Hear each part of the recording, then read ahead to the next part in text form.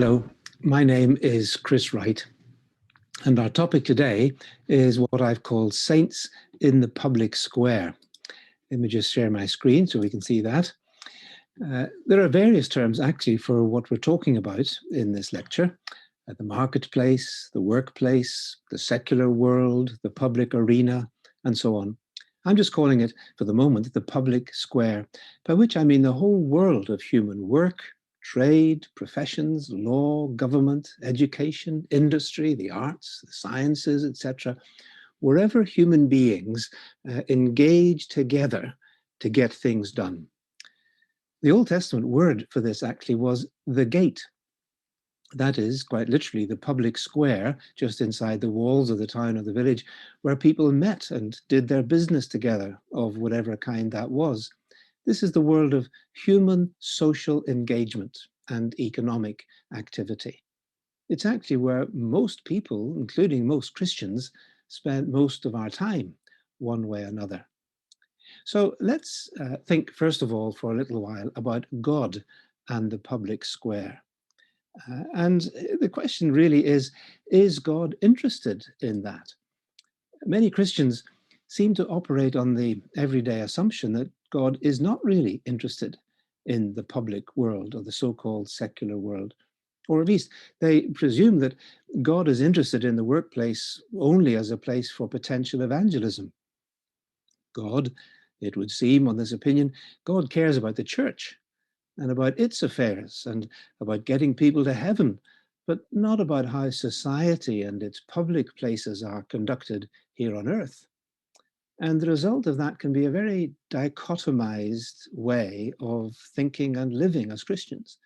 Because obviously many of us, most of you probably, have to invest most of the time that matters, that is our working lives, in a place and a task that we think doesn't really matter much to God, while we're struggling to find opportunities to give some leftover time, whatever we can, to the only thing that we think does matter to God, such as evangelism or prayer or working in the church.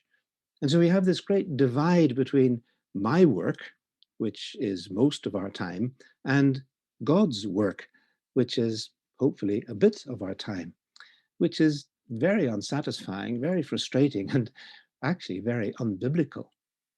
Because the Bible, it seems to me, both clearly and comprehensively in both Testaments portrays God as intensely interested in human public life and work. Interested, yes, and involved and in charge, and indeed thoroughly intentional.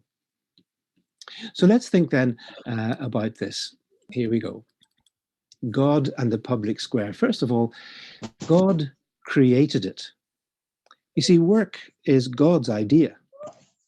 Genesis 1 and 2 give us our first picture of the God of the Bible, and it presents God to us. God presents himself to us as a worker. There he is, thinking, choosing, planning, executing, and evaluating something that he does and accomplishes. God works.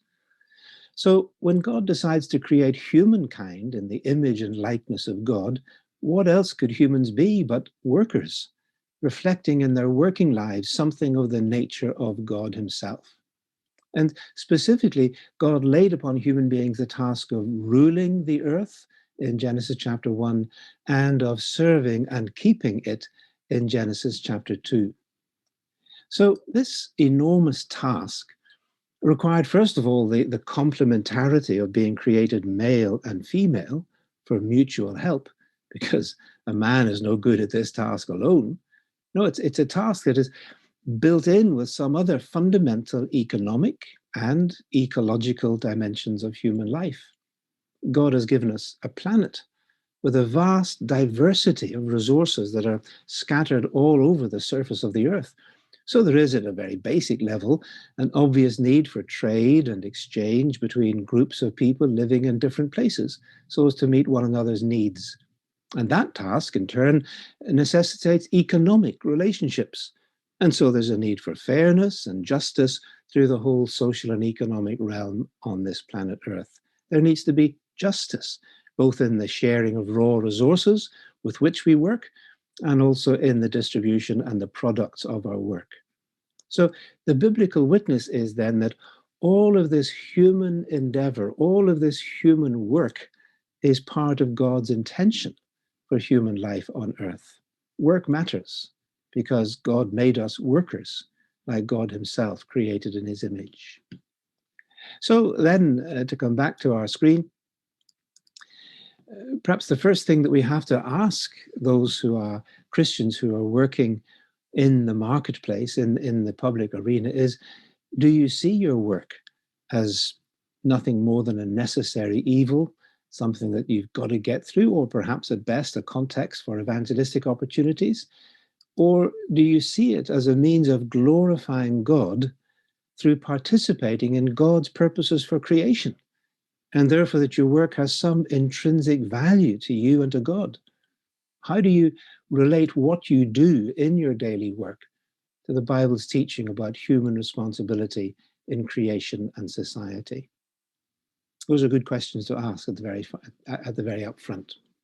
But then we move on to a second thing here that the Bible teaches us about God and the public square and the world of work, and that is that God audits it. Now, I think we're probably all fairly familiar with the function of an auditor.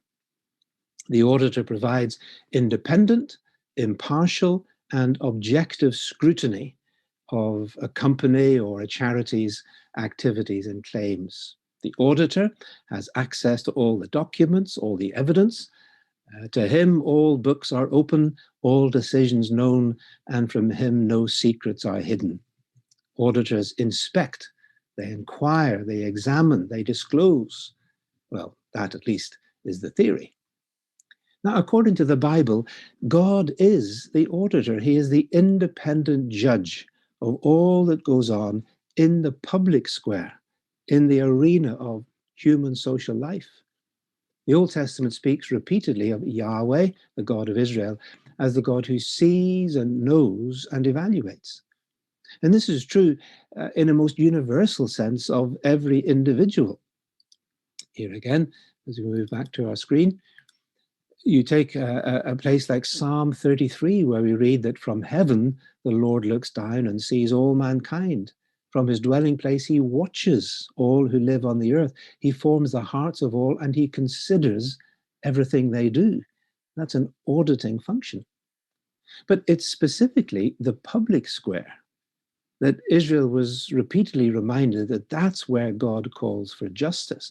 Justice in the gate, as the prophets would say, that is, in the public square, the marketplace, the court. For example, in Amos chapter 5, where God says, I know how many are your offenses and how great are your sins. You oppress the righteous and you take bribes and deprive the poor of justice in the courts. But, says God, you need to hate evil and love good and maintain justice in the courts. And furthermore, God hears the kind of talk that goes on in the underhand, secret, greedy world of some kinds of business practices and trading. Here's Amos chapter 8, where God says, hear this, you who trample the needy and do away with the poor of the land, saying, when will the new moon be over that we may sell grain? And when will the Sabbath be ended that we can market our wheat, skimping the measure, boosting the price, cheating with dishonest scales, buying the poor with silver and the needy for a pair of sandals, selling even the sweepings with the wheat? But the Lord says, I will never forget what they have done. God is the auditor. He sees, he hears, he knows. And for those who think that God is confined to the temple and the temple courts in the Old Testament, or the church, as we might say today, and sees only what is going on there in religious observance, Jeremiah brings something of a shock, that God is also watching what goes on in the rest of the week in the public sphere. And so Jeremiah asks in chapter 7, will you steal and murder and commit adultery and perjury and burn incense to Baal and follow other gods that you have not known, and then come before me and stand in this house which bears my name and say, we are saved? What? Safe to do all these detestable things? Has this house which bears my name become a den of robbers to you? But, says God, I have been watching, declares the Lord. So yes, God is the auditor the independent inspector of all that happens in the public arena. And what he therefore demands, as auditors should, is complete transparency, integrity. This was the standard that was expected of human judges in their exercise of public office. And one interesting example of this is the case of Samuel. At the end of his life, when he was handing over, as it were, the authority and saying he'd grown too old, he defends his public record and he calls both the people and God to witness, as it were, as his divine auditor. Here I'm reading from 1 Samuel chapter 12, where Samuel said to all Israel, I've listened to everything that you've said to me. I've set this king over you. That's, of course, King Saul. Now you have a king as your leader. As for me, I'm old and grey, and my sons are here with you. And he says, I've been your leader from my youth until this day. So here I stand. Testify against me in the presence of the Lord and his anointed. Whose ox have I taken? Whose donkey have I stolen? Whom have I cheated? Whom have I oppressed? From whose hand have I accepted a bribe to make me shut my eyes? If I have done any of these things, I will make it right, says Samuel. And the people reply, you have not cheated or oppressed us. You have not taken anything from the Lord's hand. And Samuel said to them, the Lord is witness against you, and his anointed is witness this day, that you have not found anything in my hand. Samuel stands there as a model of accountability, transparency, and integrity, because he knew that God was his judge. So I think the next question we have to ask of those who are at work in the world then is, how and when do you consciously submit to God's audit of your daily work? In what way does your accountability to God, not just to your boss, affect the way you do your work? Do you see yourself as working for God and before God, in his presence, day by day, at the desk, in the place of work, wherever it is that God is the auditor? So the world of work, God created it, God audits it. Now here's a third perspective that the Bible brings to the public awareness, the public arena. And that is that God governs it and judges it. Now we know, of course, that human public life, the marketplace, or just the market as it's sometimes called, is made up of human choices for which human beings are accountable and responsible. The markets behave, as we're told in economic theory, as the outcome of millions upon millions of individual human choices. So in that sense, all that happens in the public arena, in the marketplace, is a matter of human action and choice and moral responsibility. And yet, at the same time, the Bible puts it all under God's sovereign government. See, the Bible affirms both sides of this paradox. On the one hand, human beings are morally responsible for our choices and our actions and the public consequences that they have. And yet, on the other hand, God retains sovereign control over the final outcomes and destinies of human public life in the economic and in the political sphere.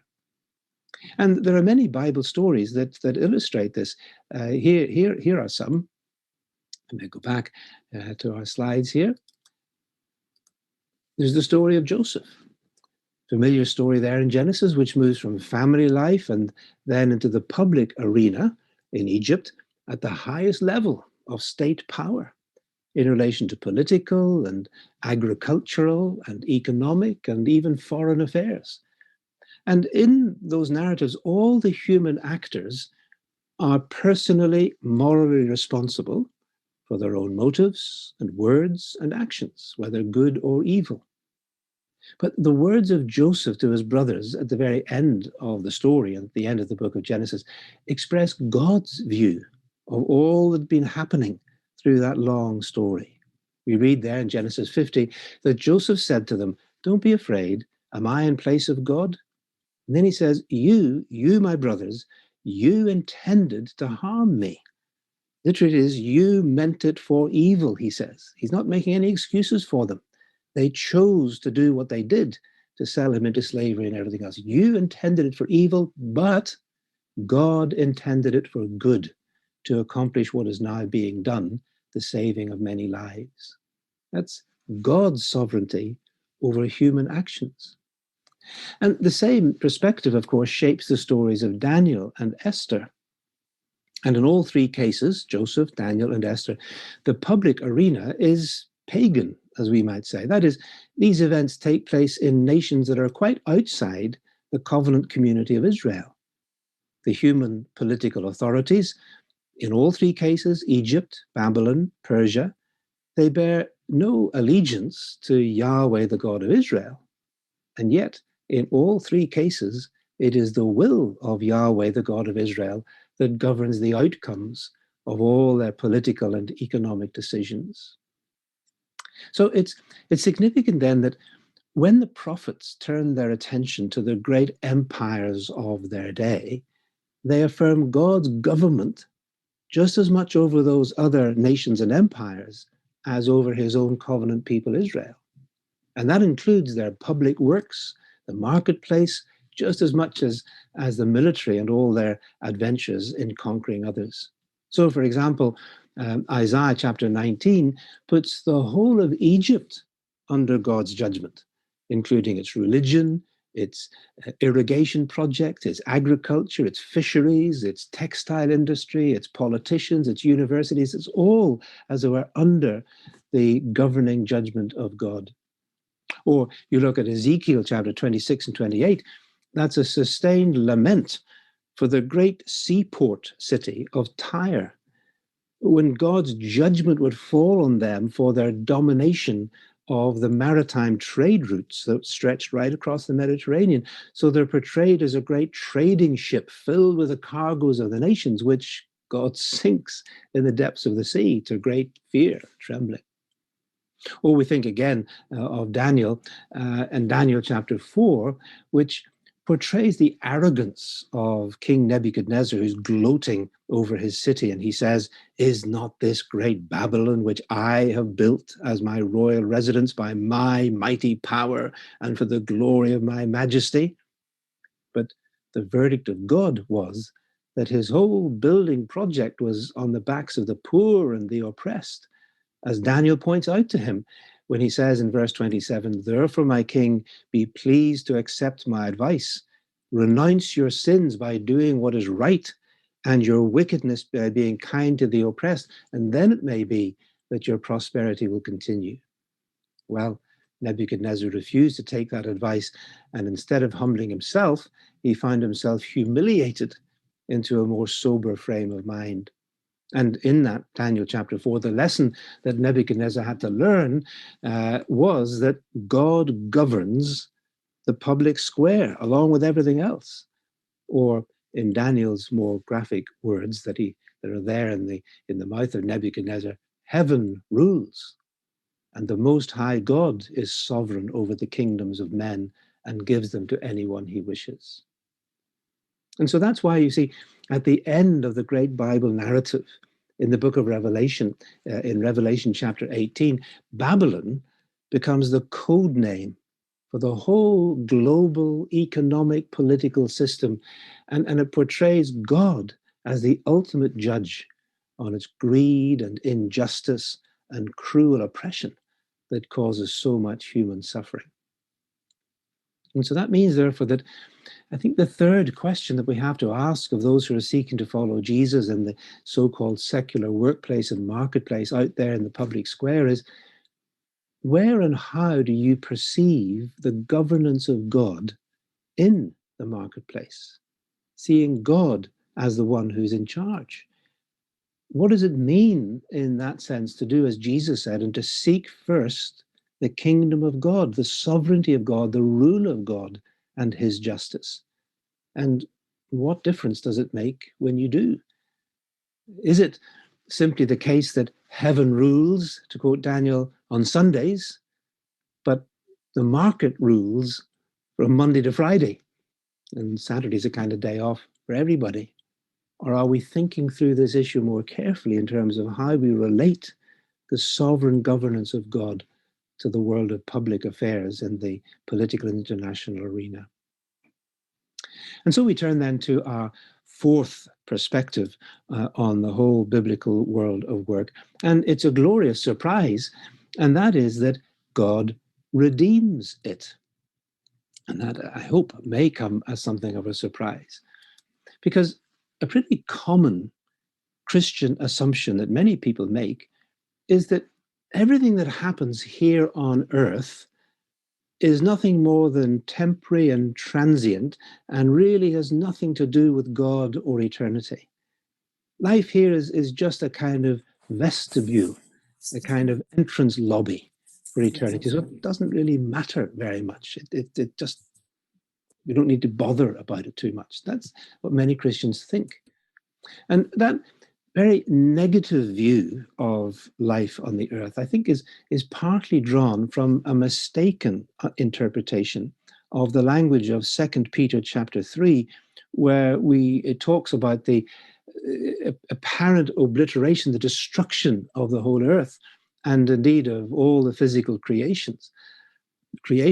And if that's where it's all headed, it's all just going to be burnt up, then what eternal value can there possibly be to the work that we do in the here and now in this world? But the point I would want to make here is this, coming back to our screen, that passage there in 2 Peter 3 is really talking about the destruction of the evil world of human sin, the cleansing of the earth from the ungodly. Just as in the first half of the chapter, Peter talks about the destruction of the wicked in the flood, Noah's flood, when the world was destroyed, he uses that word, by water. And in the same way, he says it will be destroyed by fire. He's using the symbolism of fire as a cleansing metaphor, purging, not the total obliteration, but the cleansing and purging of the earth. So you see, this is the very different perspective that the Bible presents on this, that God plans ultimately to redeem all that he has made. Because, as Psalm 145 tells us, God loves all that he has made. And included within all that God has made is all that we have made with what God has made, or what God has given to us, as it were. Our use of creation, our enhancement and development of creation in the great cultural mandate of our civilizations. Now, of course, we know that all that we human beings have done on this earth has been tainted, twisted, spoiled by our sinful, fallen human nature. We're sinners. And just as we need to be cleansed and purified by God, so also do all our works.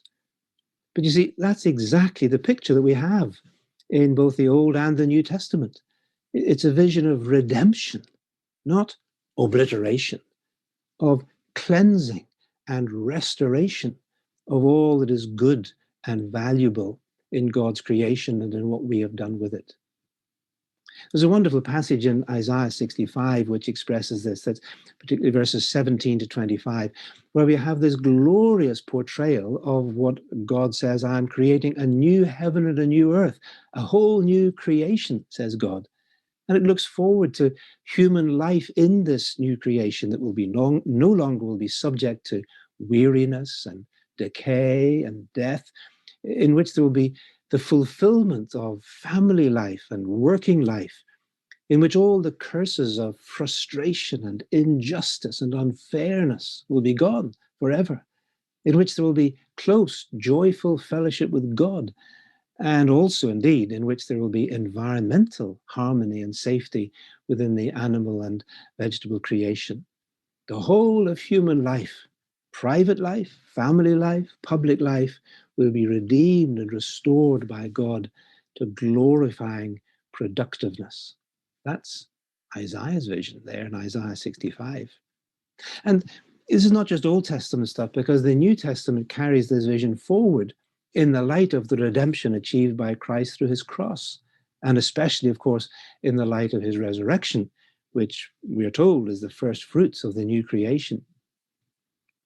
Paul is speaking about the whole creation, when in Colossians chapter 1, he talks 5 times about all things in heaven and on earth. And he says that this totality, this creational totality of the heavens and the earth, has not only been created by Christ and for Christ and is being sustained by Christ, but it's also redeemed by Christ through the blood of his cross. That's there in that incredible passage, Colossians chapter 1, verses 15 to 20. And because of this plan of redemption that God has for the whole of creation and for ourselves, it means that we look forward to the redemption of ourselves and creation together. As Paul puts it in Romans 8, that the creation waits in eager expectation for the sons of God to be revealed. But the creation was subjected to frustration, yes, of course, because of our sin and evil, not by its own choice, but by the will of the one who subjected it, in hope, that is, in the certainty that the creation itself will be liberated from its bondage to decay and brought into the glorious freedom of the children of God. And that's why, therefore, the final vision of the Bible, there in Revelation chapter 21 and 22, is not of us escaping from the earth to go to some other place up in heaven, but rather of God coming down to live with us again in a cleansed and restored creation from which all evil will have been purged. And John describes that new creation as the city of God, doesn't he? And he sees all the glory of human civilization cleansed and purified of all evil being brought into the city of God. Here's what he says in Revelation 21, verses 24 to 27.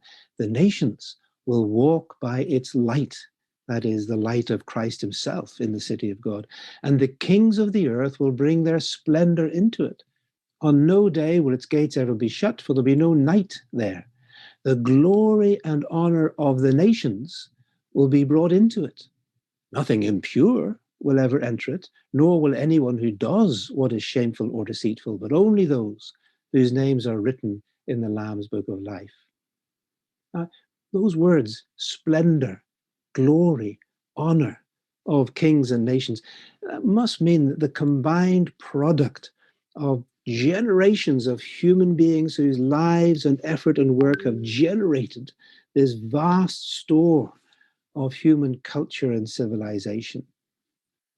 In other words, what will be brought into the city of God in the new creation, I think what these verses are telling us, will be this vast accumulated output of human work through the ages.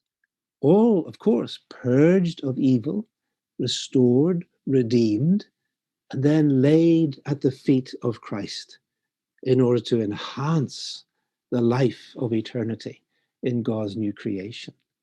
That's where it is all headed. That's what God's plan for it is, redemption. Not simply taking all that humanity has ever done through all the generations of human life and just kind of tossing it into a cosmic incinerator. No, God's plan ultimately is its redemption, purging and restoration. And I wonder, doesn't that transform our whole attitude and perspective to Monday mornings when we go to the world of our work? So what this is saying is that all human history that takes place within the marketplace of public human interaction will be redeemed and purged and in some sense fulfilled in the new creation, not just abandoned and destroyed, which means that all our human work has value. It has significance, not just because of our role within creation from the beginning, when God told us to do this stuff, to be rulers and servants of creation, but also because of the new creation and the eschatological hope that it sets before us. And so with such a hope, then we can heartily follow Paul's exhortation. Do you remember it in 1 Corinthians chapter 15, where he's talked all about the resurrection of Jesus and how important that is, and where he says, therefore, always give yourselves fully to the work of the Lord, because you know that your labor in the Lord, that is, in the risen Lord Jesus Christ, is not in vain. Knowing that the work we do for the Lord isn't just religious work, so to speak, but any work that is done as unto the Lord, which includes even the manual labor of slaves, as Paul would tell them in Colossians and Ephesians. So coming back to our questions then, it seems to me that what we've seen here is that that if this is the future prospect for the marketplace, then we need to be asking ourselves, in what ways is my daily labor, what I have to do for most of my time, in what sense is it transformed by the knowledge that in some way it is contributing to what God will one day redeem and include within the new creation? Now, I don't know how that will be. I don't know that it means that every report I have to write or every brick I have to lay or every piece of work that I do, somehow that's going to be there in heaven, as it were. But that there is something about this which is saying that just as God has the power to restore my resurrection body to be what he wants it to be in the new creation, it doesn't mean that this thumb is just going to be there in heaven. It means that I, as I am in my person, as this embodied human being, God will redeem and restore and resurrect to new life in the new creation. So it will be also for our work. So then, what have we seen? We've seen God's view of the public square, the social world of work, of economics, of politics, of government. And according to the Bible, God created it, he audits it, he governs and judges it, and he will ultimately redeem it. That's the first installment of our sharing, and it just falls neatly into his exposition. And so I want to bring to us our panel of discussants, Dr. Richard Mutura and Dr. Mary Thamari. And so Dr. Chris has wonderfully just presented to us, God as a creator, God as the auditor, God as the governor and redeemer of the public square and all that he has created, including the world of work. So I want to begin by asking Dr. Richard, what is your take on it? What are you hearing from Dr. Chris on this? Thank you very much, Kuna, for that. Quite an exposition there. And for me, this locates our mandate and locates our work in the beginnings of what God started doing on earth. That starting it out that God is the one who created it. It means whatever space one occupies, it's a space that God created, whether as an accountant or as a social worker or as a teacher. God did not just create some spaces or leave out some spaces, but he really created all spaces. And for me, that then raises the question to me as a believer, how ought I to work and engage with this awareness that God actually has created every space that I occupy? He is not absent. He is actively engaged. He is auditing that space and auditing every person he has placed in that space. Of course, as Chris has rightly said, in the others, rewarding and also judging. Now, one of the things that Chris has said is that actually the Old Testament word for it is the gate. And I want to add three more things that are in the Old Testament that refer to the public square. The gate was more so when Israel was a unitary state before it split into two and later went into dispersion. And we see an enlargement when finally we also see the farmlands become also spaces that God speaks about in the Old Testament. So the gate basically for a select few, the elders who would sit and arbitrate on behalf of others. Then in progressive revelation, that is expanded, and we see justice, fairness, and engagement in the family as part of the space. If one would harvest, you had, as a matter of legislation, leave out something for one who has no farm to harvest. So it moves from the gate and then goes into the farmland. And as we progress on, it moves into government. And that's where we find Esther and Daniel playing out a very key role. Women playing a key role in engaging government, raising up matters that of national concern in the case of Esther. So the government becomes also a central and a core part of the public square, where people driven by their faith, they don't act just for their interest, as we see Mordecai prompting Esther, but now people start seeing themselves as occupying spaces for such a time as Esther's time was, on behalf of the people, but also acting as directed by God. Then it moves further as we move on, and we find it in the New Testament. It's even called the Agora, the marketplace itself. So it moves to where people are trading and engaging. Of course, in the prophecy, if time allowed, I would have talked more.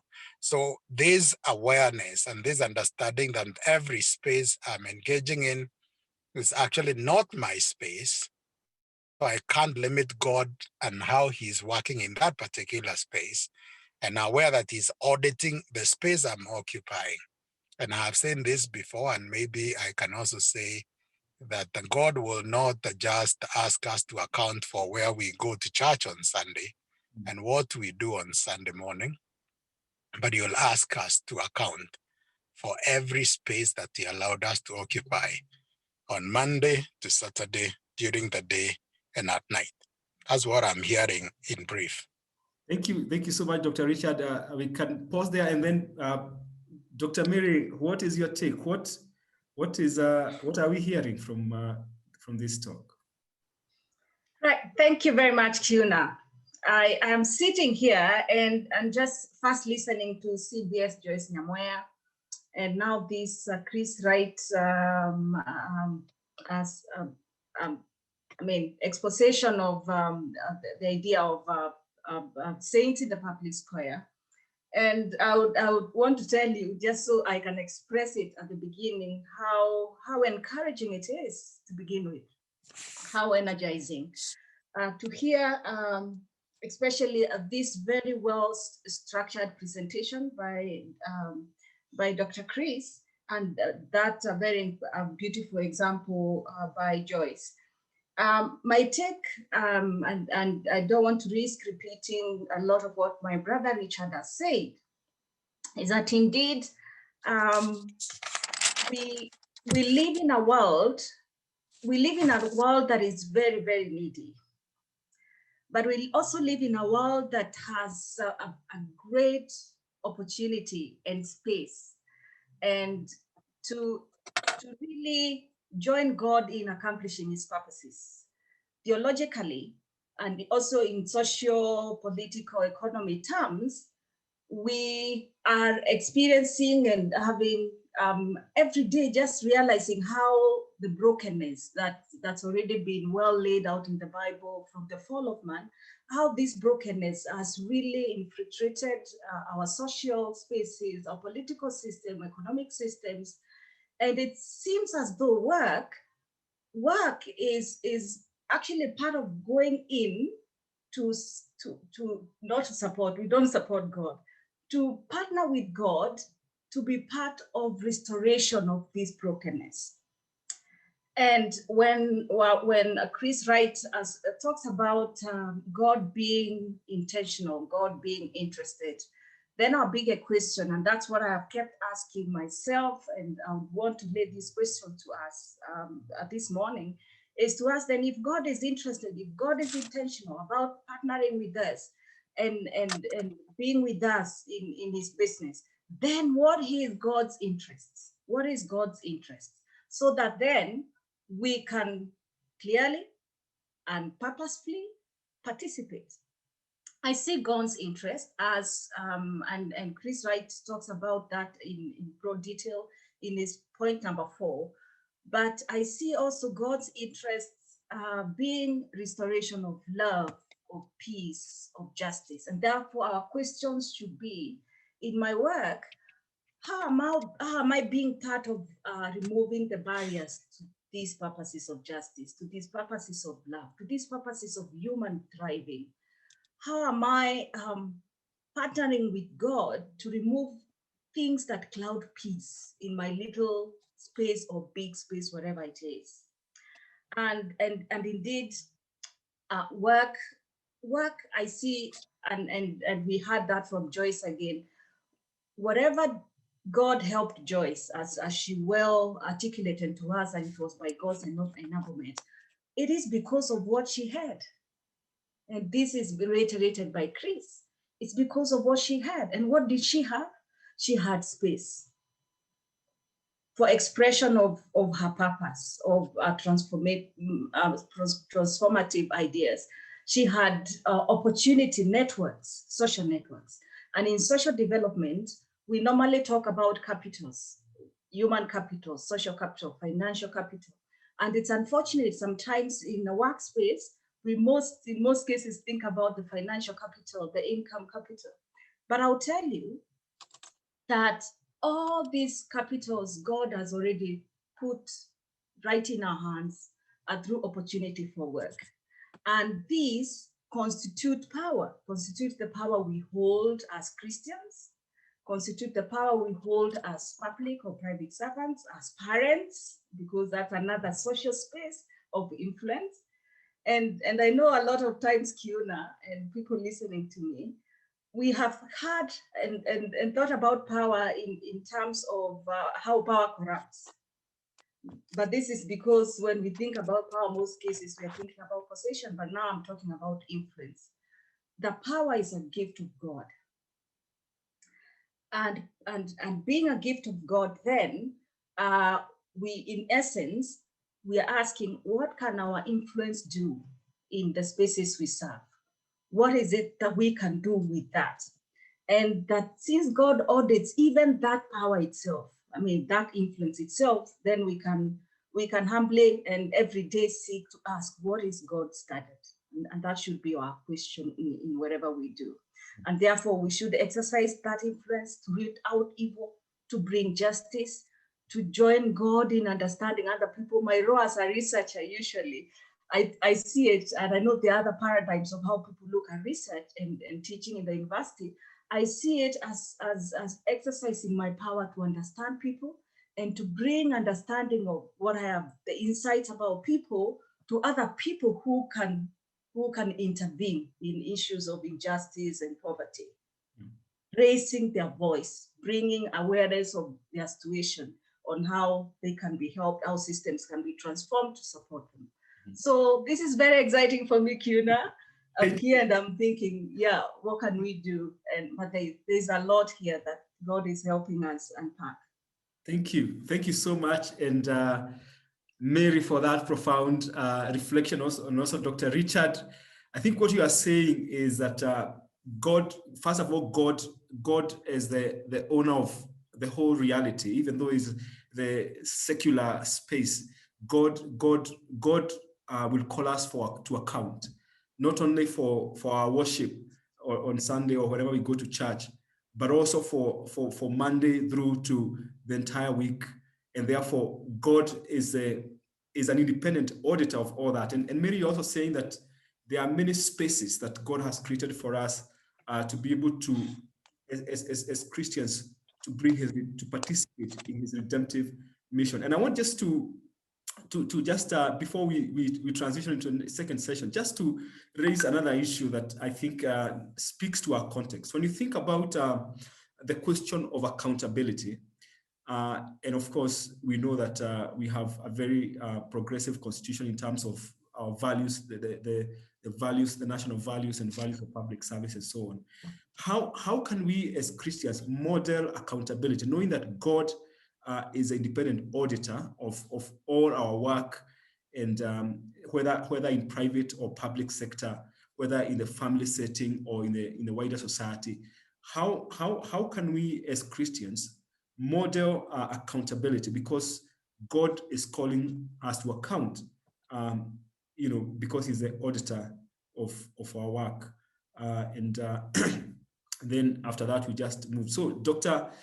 Richard, again, you can just come on and maybe weigh in on that, and then Mary, and then move on. Thank you very much, Kiuna, for that. Pastor, part of what we as Christians needs to do, and what Dr. Nyamoya talked about is really not just illustrative, but normative in terms of accountability. Is first, we need to start with an appreciation from this sharing that we inherited a model of understanding God and discipleship that is broken, in my opinion, because the kind of discipleship that majority of us went through, and in this I don't mean to blame our church fathers and our pastors, is to say we got an unfair separation of God's world, and we declared certain places as secular, therefore no needing accountability, and no structured framework for ensuring there's accountability in the spaces which we have deemed as secular, and picked very narrow and small space called sacred, which is largely limited to the church and its compound, and to when I meet another believer. But if I don't meet another believer, the sacred moments are not there anymore. So we need to appreciate that the sacred and secular divide is not biblical. Those are not biblical terms. God has not declared any part of His world or His creation as secular. And if God does not call any place secular, who are you to call it secular? He requires of each one of us to live out with integrity, with openness, transparency, and sincerity that from deep within our hearts, that whenever I'm engaging before God, what Chris was asking. Do you see yourself doing your work with God and before God? So that we do not sustain a theology that allows us to live as though there is no God between Monday to Saturday. But be current, be present in every moment. The Spirit of God is doing something. God has only picked me as one of His chosen few to engage for Him and to bring out the kingdom of God, to take control and rule, because that's our mandate from Genesis 1 and 2. We were created to rule, and God picks people who He puts in spaces so that they can be able to rule together with Him. And this is sustained throughout the canon of Scripture, so that we do not over-glorify the dichotomy that we have and become experts of very small spaces while leaving the rest of the spaces by calling them secular, and therefore thinking erroneously so that God is not actively there. So when we talk about accountability in the public square, is to appreciate that where I am, I have a God who has placed me there. Every action, every motivation should be allied to God's vision for that place. Therefore, every work, we don't look for jobs, therefore. We actually get opportunities to serve in that particular space that God has given us. So in that case, we become accountable to the God of opportunities, the Lord who moves me from one space to the other because of the influence He would want me to exert and extend. So Kiuna, in very simple terms, when all of us start looking at our lives and reorganizing it to align it with God's purpose for his creation, not just for our worship, we will be able to live with a greater openness before God, seeking to exert influence and look out for what God is doing. Like what our sister, Dr. Nyamoya, said, she could sense what she saw happen outside of Kenya. The Lord was asking her to come and introduce it to a space where that was not happening. And for sure, when she sensed the Lord speaking to her, the Lord worked out things for that to happen in another space, which was initially not aware. But until there is someone sensitive in the spirit, then God is doing certain things. There are lessons I'm learning here that he needs elsewhere. And that elsewhere is willing to guide and is continuously guiding. So it's a life of obedience, a life of learning to audit our own actions, motivations, and even thoughts, our own joining him in co-creation, opening up spaces that I have not understood how he's working in that space, but also with a singular aim that at the end of the day, by the time I leave that particular platform or that particular space, I have helped catalyze a movement of men and women who are redeeming that particular space to reflect kingdom agenda and God's plan. And these conversations empower us to be able to understand what this agenda is and be able to plug in and be able to serve faithfully in every space. Thank you, Daktari. Wow, as I listen to you, and I just feel like I wish we had so much more time, because your reflections are so deep, and I like the idea of serving for God and before God, so that at the end of the day is a question of God as our first boss to whom we must give an account, and of course use every space or co-create spaces and opportunities for kingdom influence. Thank you so much. Dr. Mary, we only have 1 minute. Sorry for getting the short end of the stick because we need to transition, but just your quick All right. on the question of accountability. Yes. Yeah, and I'm not going to repeat a very well elaborate response by Richard, but I would want to take it to one of the questions that people ask a lot about accountability. And we might be even asking now, what do you do when you're seeing very little of that accountability from the people around you, or even concerns for accountability or integrity and transparency? What do you do when there's a lot of incompetence or injustice, and you almost feel like you're alone? And that's a very valid reason, because in the world we work, there's always incomplete or not quite there, kind of whatever we keep seeking, we really never get to achieve. I want to share an idea by one writer, author called Steve Garber, who talks about something called approximate justice. And he says that we must be satisfied with an approximation of the full justice or the full desire of what we want in a just society. That the possibility of proximate justice, it's an idea of doing what we can rather than waiting for the complete expression of what we really want. And so for us here in our pursuit of living in the standards of God at our workplace, one thing we cannot do is give up.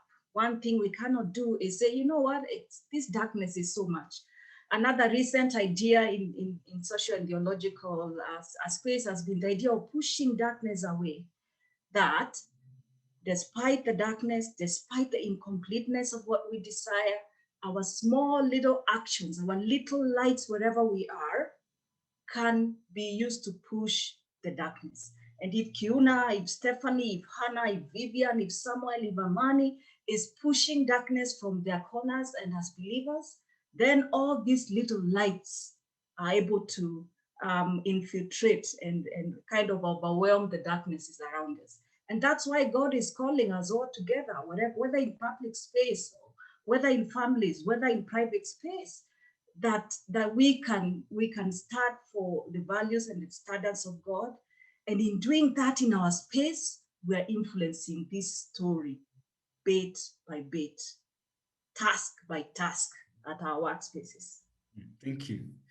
Thank you so much, Daktari, and you are also introducing us to new terms, approximate justice, powerful concept there of just doing what we are able to do within our small spaces and our spheres of influence, pushing the darkness away, bit by bit, day by day, task by task,